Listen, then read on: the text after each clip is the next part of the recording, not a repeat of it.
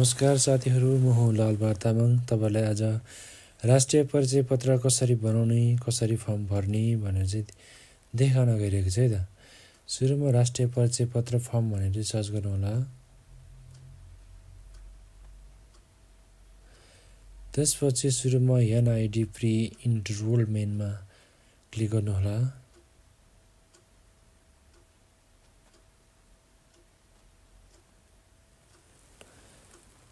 यसमा क्लिक गरिसकेपछि सुरुमा लगइन फर इन्डिभिजुअलमा लगइन गर्नुहोला। अब तपाईँको फोन नम्बर राख्नुहोला। त्यसपछि फोन नम्बर राखिसकेपछि तपाईँको मोबाइलमा मेसेज आउँछ। मेसेजमा ओटिपी नम्बर आउँछ। अब यसमा तपाईँको ओटिपी नम्बर हाल्नुहोला।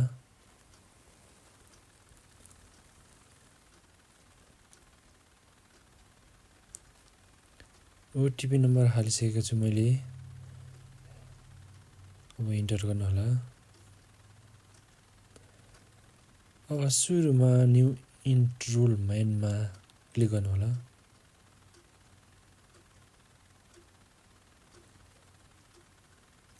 अनलाइन आवेदन भर्दा पूर्व ध्यान दिनुपर्ने कुराहरू चाहिँ राम्रोसँग पढेर बुझेर चाहिँ भर्नुहोला। तपाईँको यसमा नेपाली कसरी टाइपिङ गर्ने भन्ने चाहिँ देखाउन उदाहरणहरू दिइरहेको हुन्छ।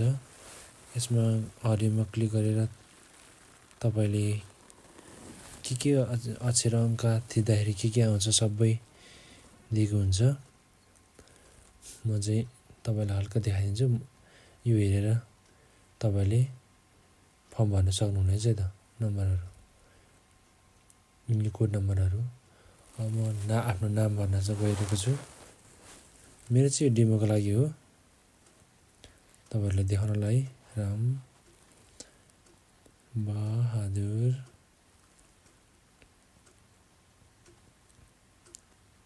तामाङ।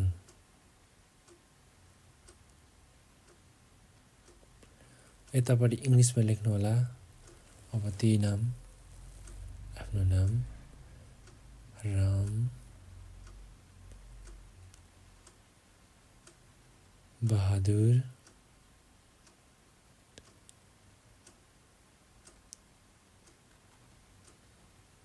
तामाङ। अब मुनि जानु होला। जन्ममिति बा भएछ, यसमा चाहिँ ब गरिदिउँ। अब जन्ममिति यता डेट नेपाली डेट हाल्नु होला। अटोमेटिक तपाईँको उतापट्टि इङ्ग्लिसमा कन्भर्ट हुन्छ। मैले जन्ममिति हालिसकेको छु, उतापट्टि भइसकेको छ। अब जन्मस्थान हाल्नु होला। जन्मस्थान सिन्धुपाल्चोक।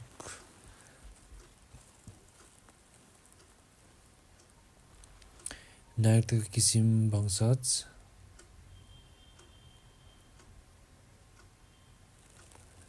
नागरिकता नम्बर हालिदिउँ।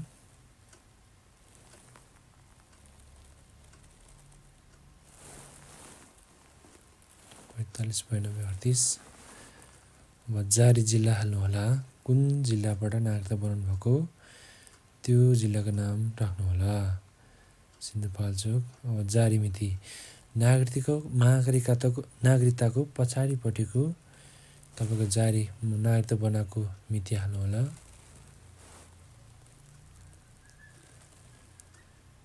तल तान्नु होला। लिङ्क लेखा छ। अब यसमा चाहिँ केटाकेटी लेख्नु होला। मेल गरिदिन्छु। वैवाहिक स्थिति विवाह गर्नुभएको छ कि छैन त्यो अनुसार लेख्नु होला। यसमा त्यही हुन्छ। नाउन। शैक्षिक योग्यता कति क्लास पढ्नु भएको छ त्यही लेख्नु होला। व्यवसाय के गर्नुभएको छ, कृषि, शिक्षक, सरकारी सरकारी के छ त्यही लेख्नु होला। जाति तामाङ। धर्म बौद्ध।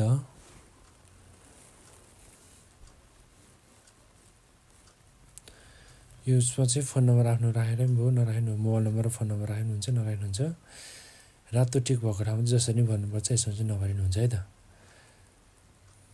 प्रदेश बागमती, राख्दा राम्रो आफ्नो फोन नम्बर, मोबाइल नम्बर, जिल्ला सिन्धुपाल्चोक, बलिफी गाउँपालिका, वडा नम्बर 2 होइन 04, गाउँ टोलको नाम बलिफी,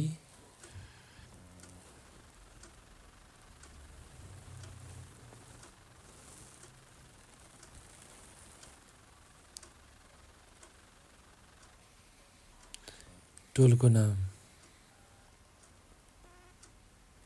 नेपाली उता लेख्यो भने अब इङ्ग्लिसमा यताबाट लेख्नु होला, बलिफी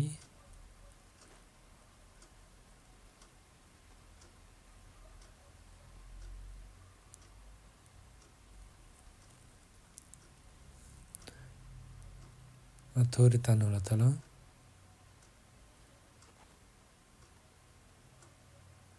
अब अस्थायी ठेगाना लेख्नु होला। यहाँ चाहिँ पर्मानेन्टमै छ भने चाहिँ त्यहाँ क्लिक गर्नु होला, copy permanent address to temporary address.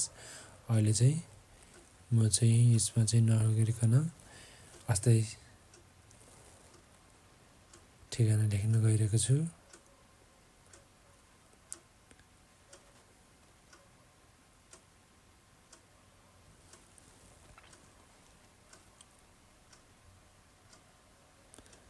गाउँको नाम बालकोट,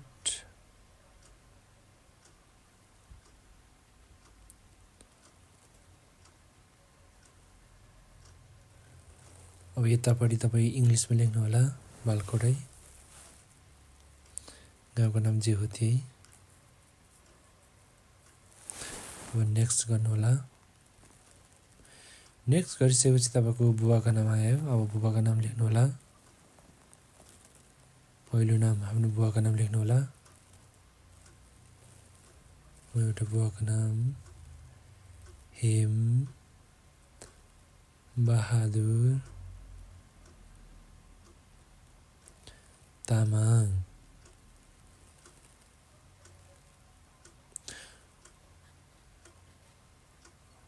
यता इङ्ग्लिसमा लेख्नु होला त्यही बुबाको नामै, हेम बहादुर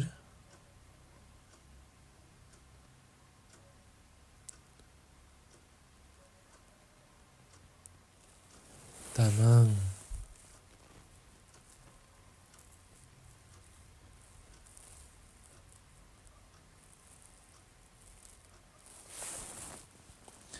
नाइटको नम्बर चाहिँ यसमा नलेखिनु हुन्छ।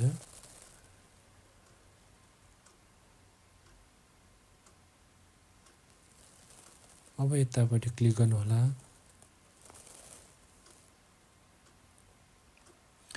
अब मम्मीको नाम लेख्नु होला, मदर्स नेम।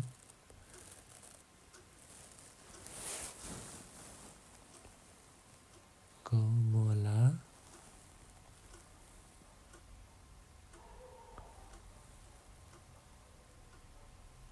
श्रेष्ठ।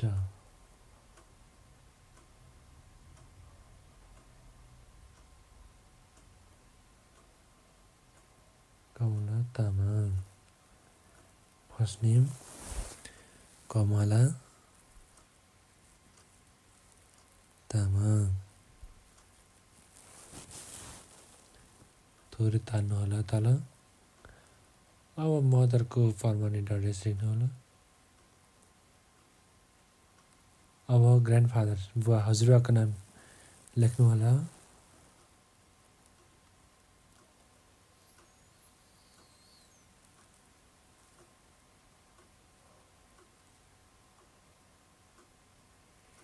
वीर तामाङ।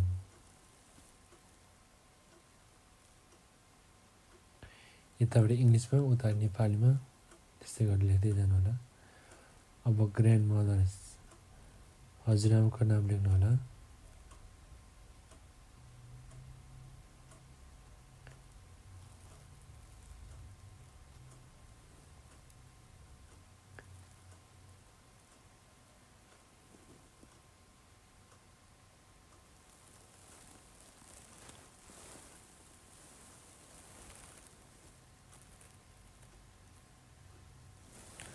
पछाडि इङ्ग्लिसमा लेख्नु होला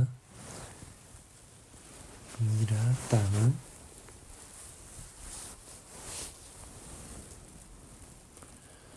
अब यता चाहियो श्रीमान श्रीमतीको नाम लेख्नु होला अब तपाईँ श्रीमान छ भने अब श्रीमतीको नाम लेख्नु पर्यो श्रीमतीको फर्म भर्दै हुन्छ भने श्रीमानको नाम लेख्नु पर्यो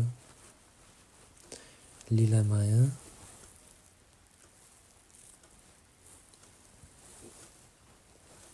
तामाङ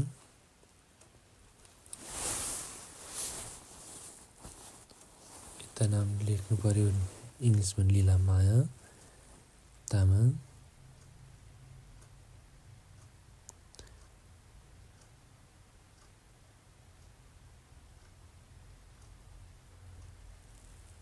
पर्मानेन्ट एड्रेस कहाँ छ त्यही लेख्नु होला यो चाहिँ मेरो एउटै त्यही भएको भरले त्यही लेख्ने भिन्दा पनि हुनसक्छ यो दुईवटा चाहिँ नभरे पनि हुन्छ है त अनि यसको अरे अब एप्लिकेसन बायोमेट्रिक दिने स्थान अब कुन जिल्ला हो कुन ठाउँ दिने हो त्यो जिल्ला छान्नु होला यदि छैन भने चाहिँ अन्यमा लेख्नु होला अनि कुन दिन जाने हो त्यो दिन छानेर जानु होला मैले चाहिँ मिति छानेन मिति लिन चाहिँ म त्यही जान्छु पहिला सुरुमा मिति जानुपर्ने के अरे यतापट्टि मैले चाहिँ मिति लाएन जुन नजिककोमा जिल्ला प्रशासन कार्यालयमा जाने अनि मैले चाहिँ बुझाउने भनेर चाहिँ यसरी अन्यमा लेखेको छु तपाईँहरू चाहिँ आफ्नो जिल्ला अब काठमाडौँ हो कि कुन ठाउँ गर्ने हो त्यही ठाउँ छान्नु होला अनि डेट छान्नु होला डेट खाली छ कि छैन हेर्नु होला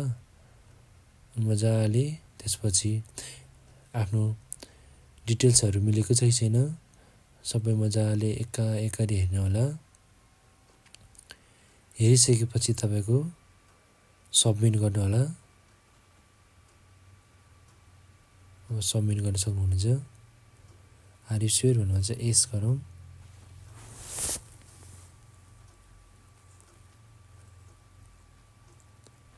अब सबमिट भयो अब यो डाउनलोड गरेर तपाईँको पेन ड्राइभ अब मेमोरी कार्ड मोबाइलमा हालेर लगेर प्रिन्टर भएको ठाउँमा प्रिन्ट गर्नुहोला अनि नजिकैको जिल्ला प्रशासन कार्यालयमा गएर आवेदन दिन सक्नुहुनेछ है त हस् त साथीहरू धन्यवाद प्लिज लाइक सेयर कमेन्ट गर्न नभुल्नुहोला तपाईँलाई